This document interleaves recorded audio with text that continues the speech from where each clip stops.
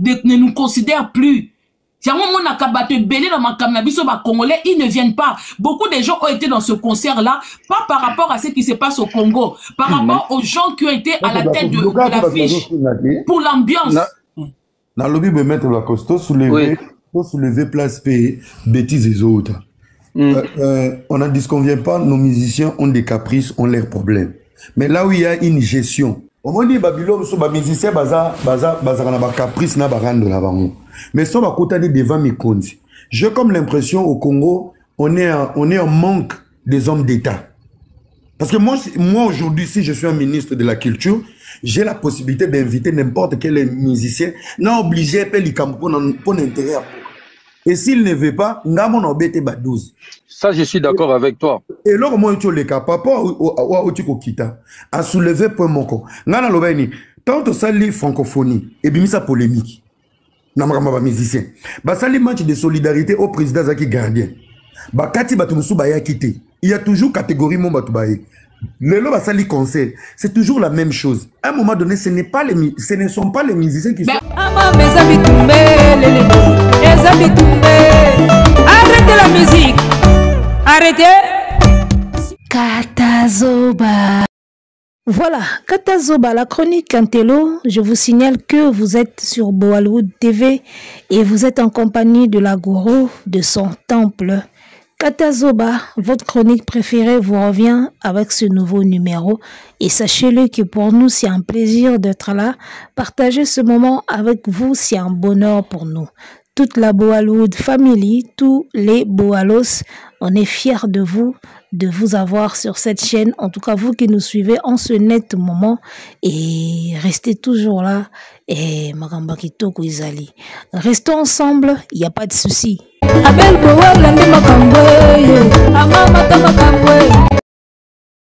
Ça continue de faire débat, ça continue de faire parler la toile, le concert Solidarité Congo et tout le monde va continuer, même après ça, va continuer quand ça la débat autour il y a fond, autour il y a guerre, il y a Goma, autour il y a sélection il y a musiciens, autour il y a l'État.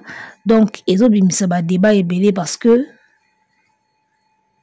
objectif ils allaient carter musique et bétama musique wana betami concert wana salami na kombo ya likambo moko oyo toyebi eleka na mboka na biso oyo eza guerre ya este oyo 30 ans yango esilaka te. Donc concert wana salami na kombo ya likambo wana, donc likambo wana eza tellement monene, tellement concernaka bana nyonso ya mboka yango wana omoni batu baza kotika te ko débattre sur yango. Débat oyo n'habite toke nango soki une semaine, je ne sais pas, mais bon, c'est tout à fait normal que ça fasse parler. D'accord, un événement ya monene pe soki elobisité ermoko pe to mona neti kaka comme si existait quitté quoi. Un événement monene il faut ka elobisa. Mais kolobisa en tout cas ezalaka malamu événement elobisa na ndenge ya bien. Alors, ezalaka pe pas si événement elobisa kaka na ndenge ya bien po quel que soit ndenge nyonso ba osalango o ba osepela pe te ba ozala kaka. Omoni, quel que soit réussite nango, quel que soit ndenge nyonso ba osalango oyo balingai ba sepela pe te ba ingai ba zala kaka. Donc voilà, c'est difficile de satisfaire tout le monde. Très difficile de plaire à tout le monde, très difficile de satisfaire tout le monde. Quel que soit ndenge balingai basalango, même si ba changeaki casting, basala casting otomoni wana te, elinga ki elobisaka bato. Bato misusu pe balingai bazalaka mécontent. Donc quel que soit ndenge nyonso balingai baki nango, bato balingai ka bayaka baloba. Elinga ezaka nelo mona kati wana oyo elinga ki elobisaka bato. Ozomona. Alors, lelo na eko réagir par rapport à live basala ki mama Congo na era et puis il y a une dame il y a congolaise je crois en Europe a intervenu qui na émission moko boye ndenge ya lobaki. Moi je vais juste réagir par rapport à ce qu'ils ont dit et je vais commencer par mama Congo. Mama Congo alobi mbongo ngo bakozwa bakokende kopesa ngo nani baokende kotika ngo wapi parce que na minute oyo tous ceux qui ont fui la guerre à Goma bakoti koti bazamba. Alors déjà ngana oyebisa yo que oh bakoti bazamba ngana utayi Goma l'année passée 2024 na mai nazali na Goma et na mois de mai oyo il fallait nazonga sous na festival ya Goma 2e édition, festival du rire ya Goma 2e édition. Dans na moni festival yango sala meteka a suite ya ba makambo yo eleki ya ba guerre. Donc baby seli biso cop na mois de mai na ngai suna za na Goma. Tango ba makambo ane salamaki na Goma na bengaki les amis de Goma. Ba mina biso ba humoriste ya Goma pona otuna bango comment ça se passe ndenge nini kuna. Et bah, voilà, Dieu merci, on est vivant, tout ça touché, mais seulement quand des boyebi, et mon boulot est allé, bah, massa si zobeta banini. Alors, koloba ke bakozambongo wana bakopesa ngunani, ba banda wapi batenyo so bakima Goma bakota na bazamba. Mama Congo, oza sûr que ti lelo, bato bakima na zamba, ba vanda kana kata zamba ti lelo. Ba image wana na TikTok to mona ngote ki bato bakima na Goma bakota kota bazamba bakota kota na bamboka ya kati boza sûr que ti lelo bazaka na kati bamboka wana bavandi vandika na zamba baolia ka na zamba baosukola ka na zamba nyoso na zamba boza sûr nga deja na ndimi na ngate ki bato bakima na zamba bakota ka na zamba bavandika na zamba. Ya lokola bato bakimaki inondation na Changu o bafandaki na station boza sûr que ti lelo bazaka na ba station bavandika wana balali wana non à un moment bazonga kaka ndaku na yo place na yo à un moment soki kimi ekoti o lukaka ozonga. Donc je pense que soki bazwi mbongo wana et que s'il faut vraiment bakita ya solo kopesa mbongo wana na bata Goma kosomba biloko kopesa biloko wana na population ya Goma parce que ndenge concert ebetami boye bana Goma bamoni. Soki équipe moko te ekiti kuna ekende kotika makambo bango balobi toko ya susu awa toko sala ba analyse toko réclamer bana Goma pe bango mo ba réclamer munene ya concert ebetami ano kansi ba Goma tracien ba monite soko so ba moni biloko yango eyete ba réclamer toko ye bandenge toko lobela ngo pe awa et je ne pense pas que bato bazwi mbongo pona Goma ba osala erreur wana ya okina ngote wana mnafu bazala misu makasi moko ya niveau pena ya misu makasi kindoki misu makasi ndoki te bango siko ifu bazala misu makasi pena ya kindoki po bakina biloko na Goma te après tout ce qu'on a vu na Bercy. En tout cas nga jusque là non mona ngo c'est impossible ki ba récolter ba fond et puis bakina ngo na Goma te ne faire salaki.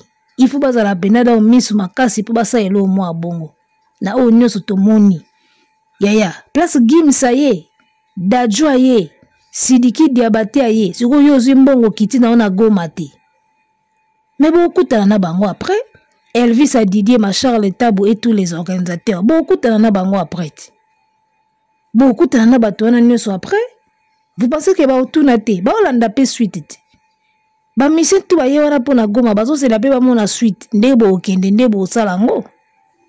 Donc déjà réflexion wana ya ke ba okende ko pesa mbongo ngwe pa nani eza faux une fois so bo kitika na kati ya Goma lokola gouvernement déjà tie poids pour concert betama je parie que même gouvernement ko tia poids pour ba koma kuna so ba komi kuna ba ko kitaka ezaka toujours sur un point tant fallait kenda ko pesa ba do apesa ba nani tangu inos bia kenda ko pesa ba do apesa ba nani ezala kaka place bokutani wana nombre bato bo repérer o bakozo bazio be bazoka te bazanga kaka eza bongo même sur l'état le lolo be bando pesa akabola bambisi chaque ndako bando zo pété ezala kaka parce que baza banzambe te ba pesa batutu ka nzambe nde mutapesa batutu mais o euti pa mutu o bakozo o pe bakozo te. Donc, quand kaka o bako kita ke toko kita na place tel, toko sala distribution to repérer batu autant. Batu ba mona na kaka o bako zwango ndenge inos bia salaki ndenge pe fali asala kaso ya kitikuna o bayaka. Oh, pe bazwaka te, bazwaka pete, bazana Goma pesa pe na bato ba vivre na bango pe bien. Moi, j'étais là-bas, parler kitoko, bakar, makambutu. Aoya na ye kozwa biloko wana te. Bato ba vivre na bango pe bien, bazake, ah, nga biloko wana to kozwa na biso yango te, bana bango bien. Oh, pe na baza les plus démunis wana, nde ba repérer bango, bango nde ba okende kopesa bango na site moko boye de rencontres, ba okutana wana, ba oya kozwa biloko wana. Alors, ça ne veut pas dire que ceux qui vont couper sa biloko na Goma, na Goma mobimba. Non. À Goma, il y a des gens qui vivent bien. On a été là-bas, on a vu, on a rencontré des familles où on sentit qu'il n'y a rien à pleurnicher, bah, on vivre bien. Bah, bana ba boutique, baza, bana magasin mineni, baza, ba commerçant, baza, bato makamba mineni na Goma kuna baza. Ou ba ok na ba kozwa biloko anate. Alors, ça va profiter à une catégorie de population kakandenge ezalaka. Yo kasi lelo ata gouvernement tche kebo kabolaka mili kitolo so ya ofele na terrain Saint-Thérèse okasi batu nyonso ba kezwa batu musu ba okena bango te makambo nini wana to kezwa loso na terrain ba musu ba okena bango te ebele ba okende mais misu ya fier ba okena bango te ba mona mamba soni ba mona ngo ekitsa bango c'est pareil na Goma batu ba vivre bien kuna baza d'accord ou ba vivre bien baza ba okena bango ozwate. Donc déjà ça c'est un raisonnement déjà na mona ki yango banal pour na lobaki ba opesa ngo nani ba cibler côté nini côté kako ba cibler ba okita ba opesa ka o ba omonana. C'est comme ça que ça se passe. Même lorsque vous allez donner des dons à ba orphelinat bo pesa ape ba tututé bo cibler ka orphelinat moko bo komi wana bo pesika o bo opesa esili. Ezala ka bon ba cibler ka ko moko et c'est fini quoi. Bana kini bana braza o ayaki Goma te bino batatembe bangonde tembe o ayaki Goma te. Donc voilà, on a été à Goma batutu ba souffra te bata bien pena baza vie pena ya bien pena ya tokos do bana loti lobi aotikala roya ozwani sa kombi a losote bazali pe. Donc moi je pense que mbongo wana bazui et rozala pena il faut zala ndoki pour basala jeu moko keba ke kotikelo na Goma te. Faire sala ki yango awa mondenge zongela ki ye tokoma ko reprocher yango ti lelo sikoyo kanisi pena organisation wana ndenge basali makambu bongo ba okitana ba na Goma te ba pesi eloko te ba liembongo ale ba gims baza wana batala bango na badaju et après ils vont se rencontrer ba otuna nati. Allez-y et réfléchir ndeni ne osala au cas où basali bongo. Alors pour ce qui est de Mama Congo to tiango na mopanzi na kemeno na partie à Era Ramsès. Omoni Era c'est un garçon qui réfléchit pas mal. Et même si akutaka na babuzoba na ye moko boye Era moko mais azaka na ba réflexion moko ya mosoka bimisa ngo sentir pena ke mutu pe sali. Na kati ya mutu ezalaka na mabete mabena malamu ezalaka. O esko e dominaka nde yango e qualifiaka mutu na lobaki loko souvent na kati ya mutu mabena malamu ezalaka o e qualifiaka mutu nde o e dominaka soki mabe domine ba baza mutu mabe soki malamu e dominaka na kati na yo ba baza mutu malamu mais nyoso mibale ezalaka na kati ya mutu. Donc moi buzoba na moi mayele ezalaka na kati ya mutu sko o e dominaka nde e qualifiaka so za muta mayele me buzoba eleki yo trop ba muta buzoba. So za muta buzoba muke me mayele bele ba baza muta mayele. Donc na kati ya mutu nyoso ezalaka c'est pas tout blanc ou tout noir ezalaka moi j'ai beaucoup aimé la participation de Era Ramsès Héraldine alobi toza na carence ya ba homme d'état. Tous les artistes ont des caprices. Même Gims Tindenga yaki wana Gims pas sala ba caprice na ye. Ape na makamne ou exijaki. Et soto landele yango to yeba pona mona de asele wa lobi o akoma kutu pembe na Gims te ba pesa ki yeso ki 100 mètres bleu mo ndengwana. Gims pe ana ba exigence na ya sengaki. Ozomona ba artiste ba kana ba caprice na bango. Yo monite concert et solidarité salami mena suka to zeli bango ba simba na maboko.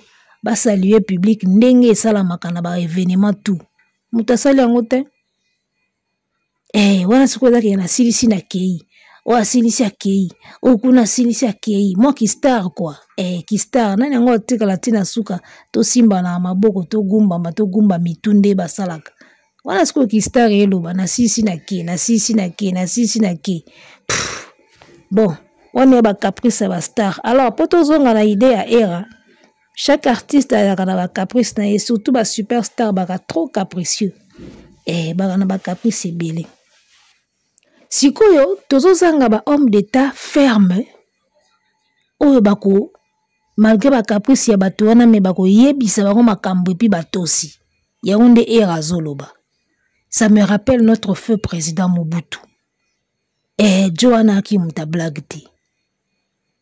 J'espère que nde toza na YouTube awa bobeta kaka mangobo émission moko mangobo asala interview moko mangobo asala na bosani chaîne abeta lisolo ndenge nini akendaka ko jouer na ndako Mobutu ndenge bayaka ko zwa bango ta Johanna ki prêtre ndenge Mobutu atinda batu baya ko zwa mangobo na batu na ye po bakende ko jouer kuna bobeta masolo bo comprendre. Donc tozoza enata bobeta masolo boluka émission wana ya mangobo boyo kango nde Mobutu atinda batu bakezwa ye bo comprendre.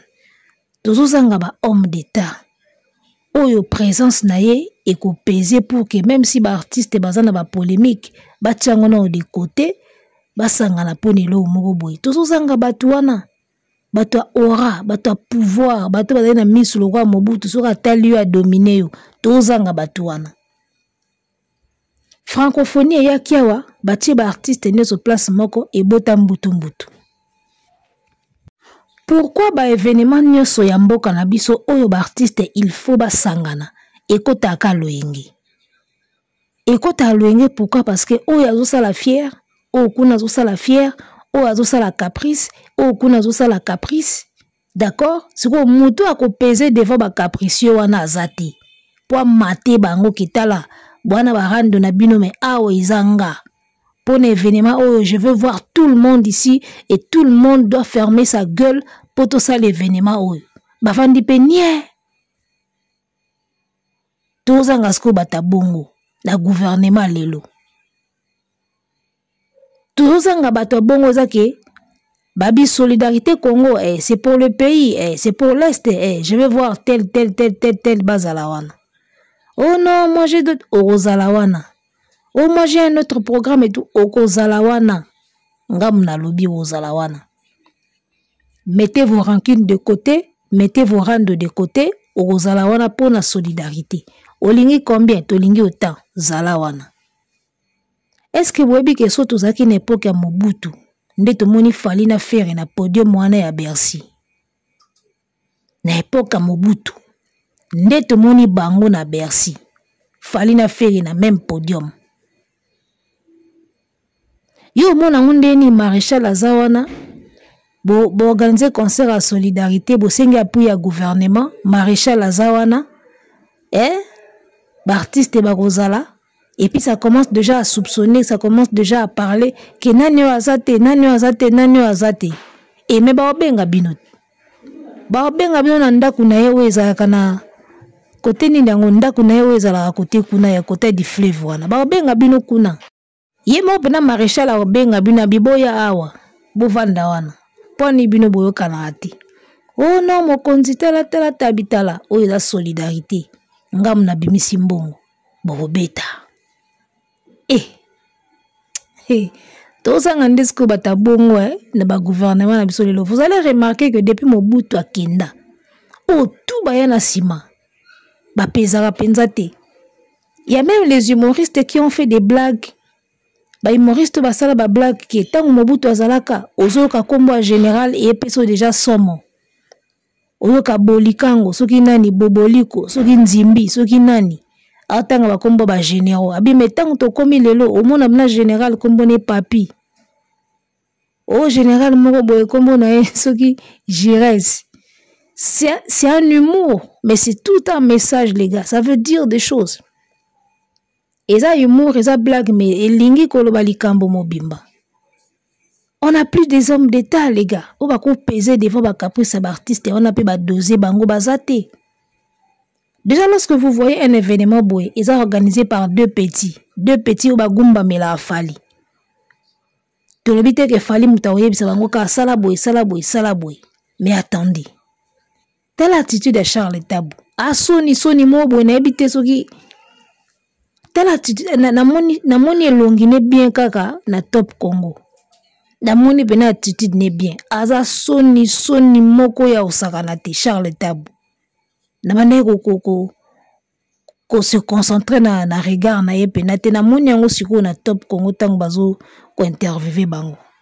Aza ni longia soni makasi Charles Tabou. Ozu Elvis a Didier ma. Bana mike. Ba petiona na koza ape miko na bango. Charles Tabou na Elvis wana na koza miko na bango.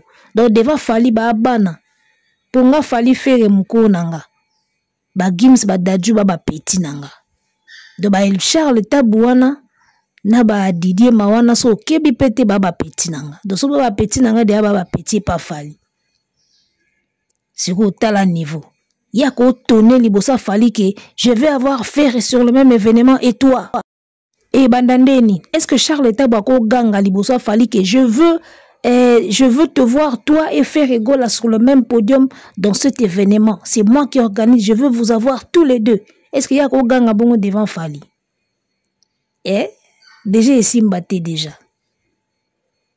Alors que il y a des gens na gouvernement na biso oh ceux qui va peser na événement bako ganga bongo to moni bango pe na même podium. Francophonie ezalaika aboy. Ba Isidore Kwanza nani o sandika ba kombo ngo batango ba peser na bango pe kati. Ah Mobutu jo to regetaga evi na biso mobimba. Tito oza mutu lokwa ye ou bien mutu aleki. Ndito tiko regete Joana. Mobutu. Même Bizeti beaucoup commencé na ba TikTok anga influenceuse n'époque à Mobutu. Bonga bo bandoke samba na nzela mai kuna. Ndako na yewe nzela mai kuna. Benga bando yebina babaki bino bakena bino kuna. Joana yaki mystique. Ozomona. Dieu merci n'époque ba wera na ba jibe bazaki na ba na ba rancune mais ba rancune na bango ezaki le roi ya lelote. Ba rancune na bango ezaki pena le roi ya lelote même si ba rancune na bango ezaki pena le roi ya lelote. Ozomona ba rando kala ezaki na oka mo ba quelques jetons na banzembu mais ndenge pena o ekoma lelo ke place ya zanga na olekati.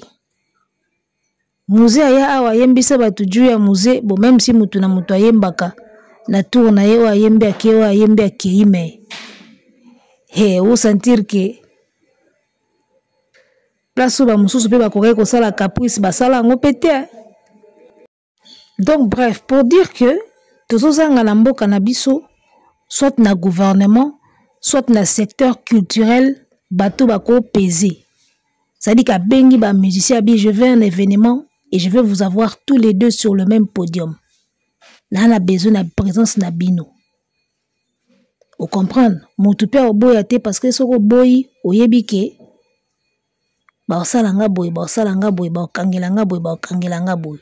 Et parce que mon condition qui sa bengi a sollicité o likambo ezalaka oui. Pour non na yo et lukiloka ba problème. Ya lo wala mutu ba bengi ba proposer ba bitala mbongo yango munduki yango bomaki ngandi. On a droit à roloba oui ou non. Mais non na yo. Et ça a un problème. Pour offre basalio déjà, et ça offre moi bien té. Soko lobi oui. Bino balé bo bomba secret. Soko lobi non. Batiko kende. Ok ko bimza ke ba auto proposer ngana bomaki ngandi. Omoni ke non na yo eza na place te. So ba iba proposer pena mundu ki na mbongo abi bomela biso ki ngandi mbongo yango to kimiso na poto. Siko non na yo esa neti ndeni. Olobi non batiki ok. En même temps ok na secret wana ke ba iba bomaki ngandi. Yango mona ga ba non eza raté na ba place mususu. Donc soki mukonzi bengi yo a proposer o likambo. Mingi pona koloba non ezalaka pena possible te. Donc tozozanga bata bongo na culture na biso et puis na gouvernement na biso. Bato ke soki tosa l'événement toza na posa. Tozala na batu wana nyonso bazala mutu akima te mutu tu azala. Mutu akopese pour que bango bazala azate. Déjà la plupart des événements culturels et ça la mingi pas Charles Tabou. Nde na yo kaka événement mingi ba congolais mutaka na sima nango. Événement minene quoi. Surtout na poto mingi ye mutaka na sima nango. Événement mingi ba congolais na poto. O kaka ye na sima nango nanyo ka ba nango ya RDC bazaka na basima biloko wana. Alors nazo condamné bango te peut-être bango pe bazanga ka force ya ko peser liboso ba artiste ou basi ba komi minene ba pe mikolo na bango nazo condamné bango te mais seulement la réalité est telle que tozozanga bato ba ko peser devant ba caprice ya ba artiste na biso tozanga bato ba ko peser devant ba caprice na bango donc je crois que tu continuer ka boy parce que ils sont prêts à aussi la péter. Hein? Alors pour finir, je vais réagir dans des comme moi si Azarana Poto a benga qui peut réagir dans live moko boy na talaki lobby. Alors baba français belé boy. Alors toko landa vidéo yande ko na moi si to kaye comme ça ngana zonga na pa la couleur. C'est parti. Je me pose la question. Concert de solidarité, c'est pour faire quoi? Quelle est cette solidarité que ces musiciens voulaient prôner? Quel était l'objectif? Parce que le problème est quoi? Et qu'aujourd'hui, nous avons vu le problème au niveau du recrutement de militaires. Nous avons vu bien notamment le ministre, qui est notre premier ministre maintenant, Jean-Pierre Mbemba, quand il a fait toutes ces démarches pour sensibiliser les jeunes, Jean-Pierre Mbemba fait un constat que les jeunes, la génération congolaise, les jeunes ne sont pas au courant de qu'est-ce qui se passe à l'Est. Il y a une insensibilisation, une conscientisation de vrais enjeux de ce qui se passe au Goma. Donc cela veut dire même le discours que le président faisait, RTNC ne le publiait même pas. Donc beaucoup de gens, des jeunes universitaires qui étaient à Kinshasa, qui ne sont pas au courant de tout ce qui se passe au Congo. Parce qu'il y a un manque d'information, manque de communication, et les vrais enjeux ne sont pas bien étalés par le gouvernement en tant que tel. Donc lorsque vous parlez de solidarité, la première solidarité qui devrait être faite, que le gouvernement devrait se préoccuper, c'est la solidarité entre les provinces, entre tout peuple congolais, pour que nous soyons unis sur une même cause. En fait, que nous soyons alignés sur la vision qui est de cesser, de faire en sorte que nous gagnions cette guerre et d'établir la paix à l'est du Congo. Ça, c'est la première solidarité qui devrait être le souci de chacun et chacune. Nous n'avons pas besoin d'un concert en France, sachant que nous sommes dans un sol français.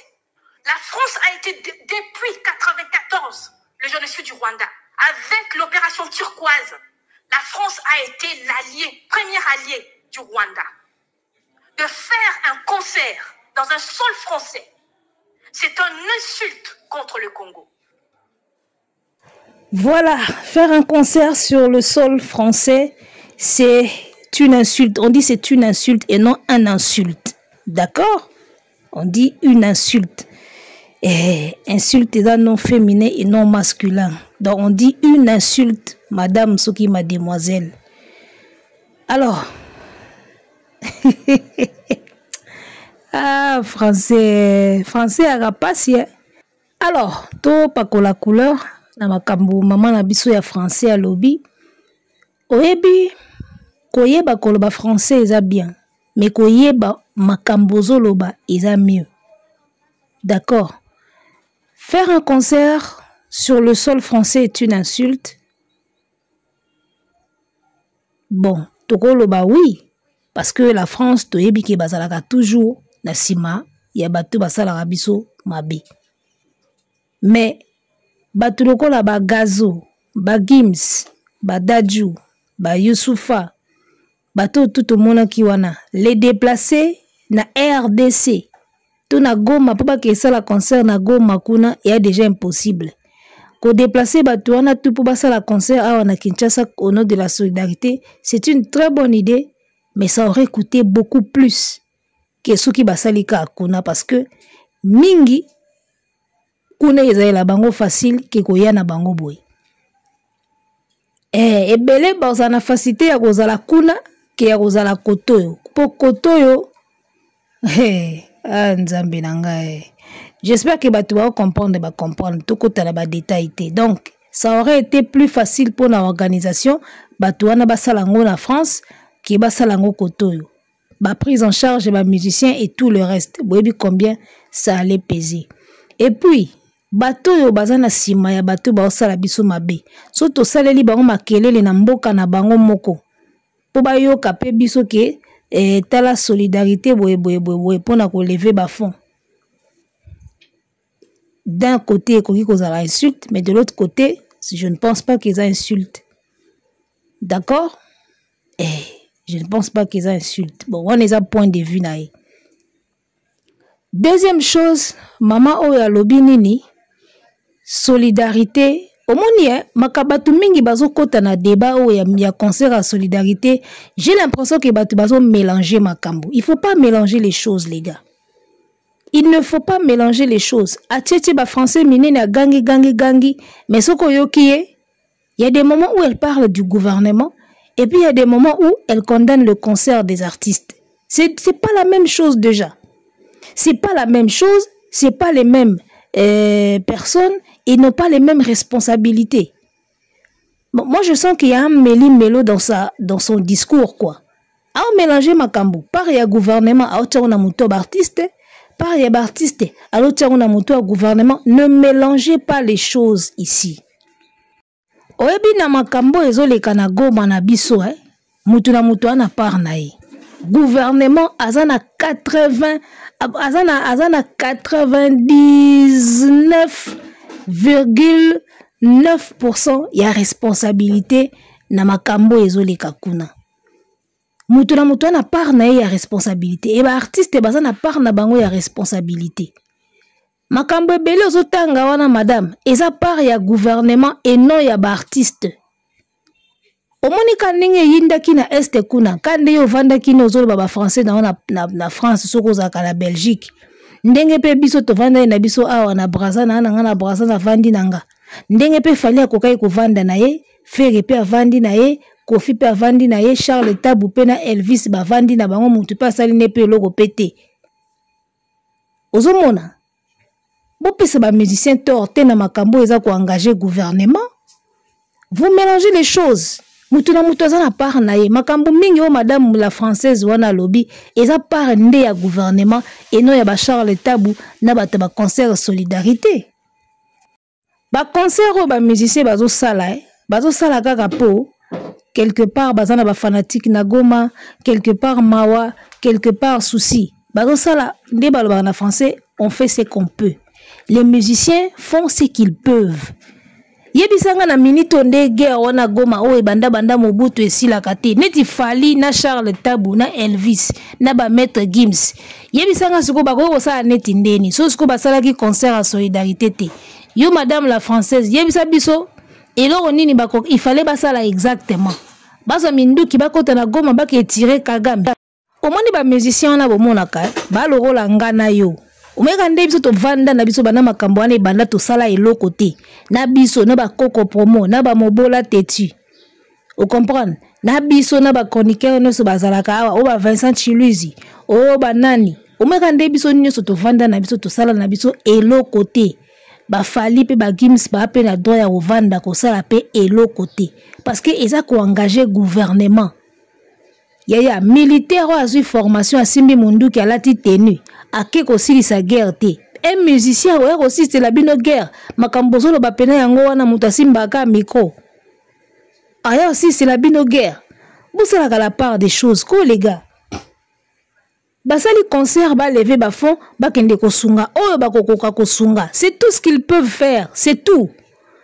Makamuno sozo bomanzo tuna koloba na français wana c'est au gouvernement de le faire, c'est pas à Fali ni à Gims ni à qui que ce soit maman na biso. Bozo ya ko mélanger makambo wa nazo ebate ozo loba kuna soki Jean-Pierre Bemba kendaki ko sala soki enrôlement à se rendre compte que les jeunes belé baza au courant il y a ce qui se passe à Goma.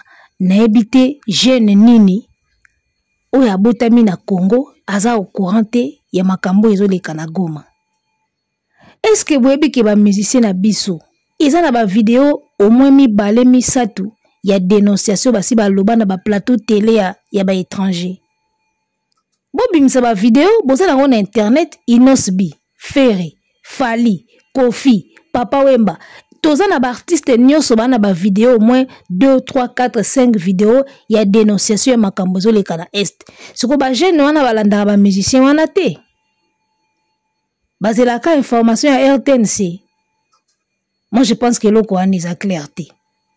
Soki bana oyo ya diaspora na biso babotami na poto bayebi makambo ezoleka na Congo. Siko ba jeune oyo Jean-Pierre Bemba kende kokuta bango baza inconscient bayebi te makambo eleka na Congo. Baza ba jeune ya kweni.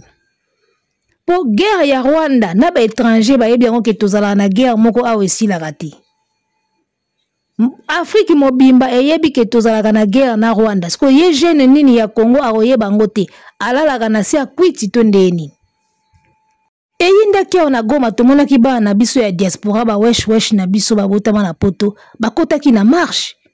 Poni bakoti na marche balati ba drapeau balati ba biloko ya Congo.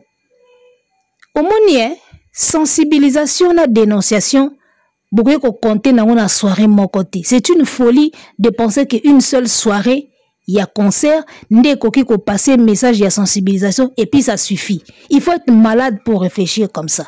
Une sensibilisation, c'est toute une vie. Une sensibilisation, c'est du jour au lendemain.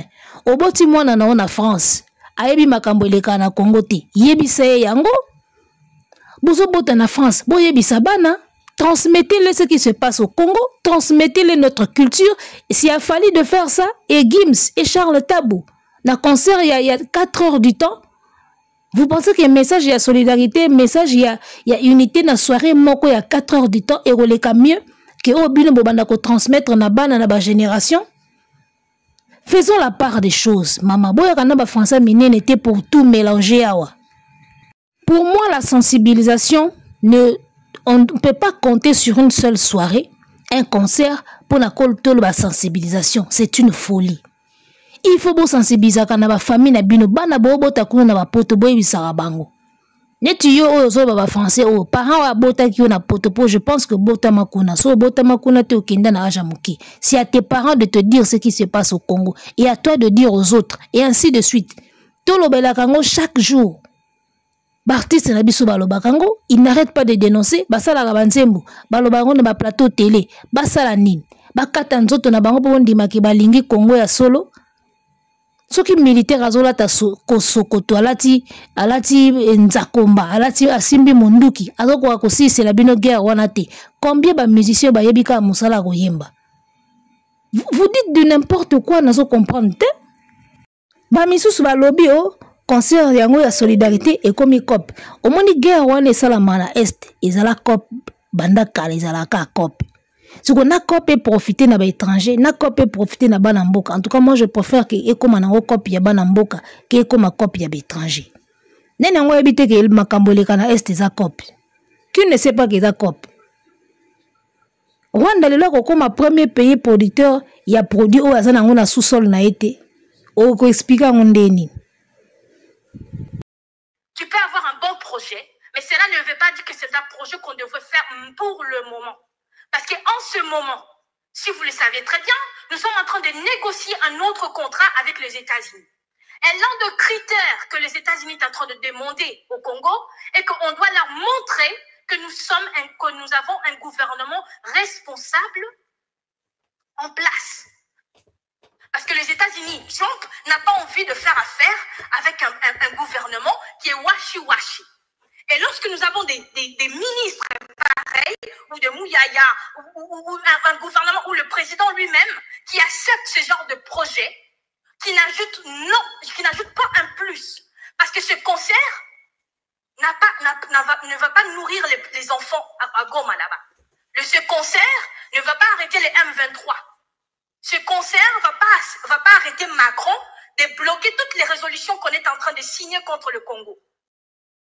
Voilà, ce concert ne va pas arrêter Macron, ne va pas arrêter les M23, ce concert ne va pas nourrir la population de Goma. Encore une fois, on sent que toute la responsabilité revient à maboko ya gouvernement ou Mukolo azo diriger Mboka. Tolobakango awa que les artistes font juste ce qu'ils peuvent faire. Ils font ce qu'ils peuvent faire. Bazo sala o ils ont pouvoir na bango na niveau na bango. Bango temba ko arrêter M23. Ils n'ont pas promis aux gens d'arrêter les M23. Les gens de Solidarité Congo, ils n'ont pas promis de finir la misère à Goma. Ils n'ont pas promis d'arrêter Macron. Ils ont juste levé des fonds pour pas qu'ils ne kosunga à leur niveau. Bato ba kokoka kosunga, c'est tout. Alors, ce qu'ils ont négocié aux États-Unis et que les États-Unis bazo senga biso to laksa bango que nous sommes un État fort, un État sérieux. Est-ce que c'est aux artistes musiciens de leur prouver ça? Encore une fois de plus, c'est la tâche du gouvernement. Donc, vous reprochez des choses au gouvernement, mais na kanda ya ba musicien na kati. Je ne sais pas comment tu te sens à place où. Tu reproches des choses au gouvernement congolais, mais na kanda ya ba musicien. Ba musicien ba na problème te ba loko ngana yo. Comme bako sa la pelo côté mutu pe obeta bango azapeti. Bako lever pe ba fonte bako sa pelo côté mutu pe a en vouloir bango azati. Parce que neka ngana kangi maboko na yo to kangi maboko musicien pa ko kangani maboko. Muto sa le pelo azati mais so ba salango c'est parce que balingi quand même elo moko salama. Au moins il a raison d'être existence kaka ya concert il a déjà dénoncé ce mobimba. Parce que ne ba chaîne ezolo belango il y a déjà dénoncé ce mobimba. Concert ango et salami poani et salami pour na cause ya est. C'est déjà une façon de dénoncer. Existence kaka ya concert il y a déjà une façon de dénoncer. Tout ce que les artistes peuvent faire c'est de dénoncer. Parce que nazo mona te musicien ni wa kozwa teni azu mundu ka koti kuna akeboma bato. Azate. Et à Moussa na bangote. Tout ce qu'ils peuvent faire, c'est dénoncer tout simplement et apporter quelques vivres. C'est tout ce qu'ils peuvent faire.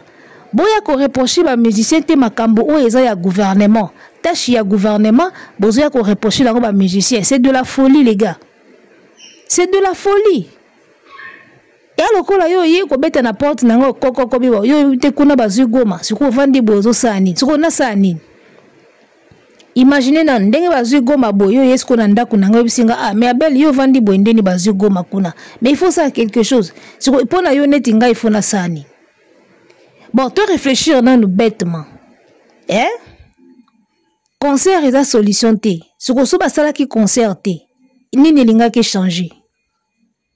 Parce que pour na bino concert ko changer le côté. Siko absence il y a concert et linga ke changer combien de makambo kuna. Et au changer peka et le côté. Mais moi, je pense que ceux qui basali concert va dénoncer et va même quelques biloko, va pesi moi quelques personnes et c'est quelque chose déjà. Ceux qui concert et solidarité, bon moni qui est changer nango et le côté. Sur absence il y a concert et changer netinin. Et changer PKK et le côté. Donc tous sont na responsabilité à gouvernement. C'est au gouvernement de faire les choses. Et ça, quand il faut téléma, azo ba responsabilité nae. Arrêtez d'incriminer les musiciens. Pour na makambo au gouvernement, il faut ça la zo salate. To comme mon andé, il faut ba fali si ko na ba gims ba salango. Mais non, ba bandandeni. Ba ko bandandenge nini? Tango yinda ka na biso na bango to lala ka coucher na se ambeto. Ba bandandeni. C'est là où je trouve que parfois, vous avez un gouvernement, mais vous avez un candidat musicien. N'habitez comment vous arrivez à mélanger ma cambo na nyoso. Ce qui gouvernement bimisi mbongo pour concert et salama, ça fait partie de la dénonciation. Ils ne peuvent que le faire. Yozo loba wa solidarité, il faut gouvernement ça la solidarité ya ba peuple. Bon, so tout ce que to sangani biso nyoso, to salisko solidarité. Après Goma bakimi M23 bakimi po biso to sangani. Solidarité à bas village, solidarité à bas province. On va se solidariser na bas province pour quelle fin? Ce qui to kota kuna teto beta bango. Osomona. Ngana yoka ki ba jeune moko ba yemba ki Fachi pesa minduki au signer mikanda to kota Rwanda to bare bango. S'il pouvait le faire, ba volontaire déjà bangwana. Si ko ba sali angote biso to sa anetini. Ba volontaire déjà bangwana ba yemba inzembo. pesa mandoki osine mikanda tokota Rwanda to bare bango basengi bino na nzembo bopesi te. Ba volontaire bangwana pesa minduki sine mikanda tokota to bare bango bovandi siko falia ya osanini Gims na Daju Charles Tabu na Elvis basa neti nini. Ba volontaire basenga bino mandoki kala bopesi bango te poto kota kuna to bare bango. Yo kasi volontaire na Kongo ozanga po kota kuna. Siko bozo pesa mandoki te, bo pesa ordre te, bo signer loko te. Siko ya musicien ni nakati. Les musiciens ne peuvent que dénoncer. Tout ce qu'ils peuvent faire, ils ont dénoncer, c'est tout. Na quoi porter moi ba vivre na bateau bazo kanzala. C'est tout ce qu'ils peuvent faire. Boze la bango te basala rôle ya gouvernement. Nandeni. Oh. Ne mélangez pas les choses. Par ya gouvernement, ils ont gouvernement. Par ya président, ils ont président. Par ya artiste, ils ont payé artiste. Arrêtez de tout mélanger pour dire de n'importe quoi. Naba français bili bili. Ngana zozela ga bino bolo bake ba musicien na place boyemba bola taka ba teni boza minduki mbama bokota na Rwanda. Il faut bolo baka bongo. Arrêtez la musique. Arrêtez quoi?